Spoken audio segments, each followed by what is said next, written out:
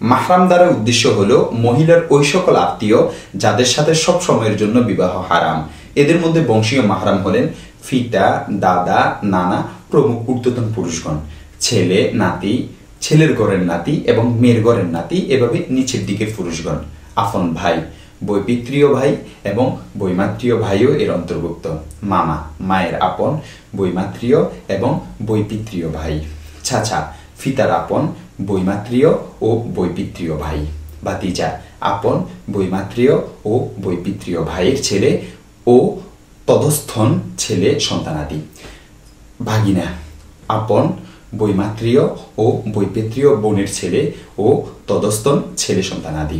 দেখতে পারেন শরহ মুসলিম নববী রহমতুল্লাহি আলাইহির 9 নং খণ্ড 105 নং পৃষ্ঠা, উমদাতুল ক্বারি 7 নং খণ্ড 128 নং পৃষ্ঠা, বাদায়াউস সানাঈ 2 নং খণ্ড 300 নং পৃষ্ঠা, রদ্দুল মুখতার 2 নং খণ্ড 464 নং পৃষ্ঠা, ফাতাওয়া হিন্দিয়া 1 নং খণ্ড 219 নং পৃষ্ঠা, তাবিয়িনুল হাকায়েক 2 নং খণ্ড 243 নং পৃষ্ঠা, তাফসীর রূহুল মাআনি 4 নং খণ্ড 252 নং পৃষ্ঠা, আল বাহরুর রাইক 3 নং খণ্ড 93 নং পৃষ্ঠা।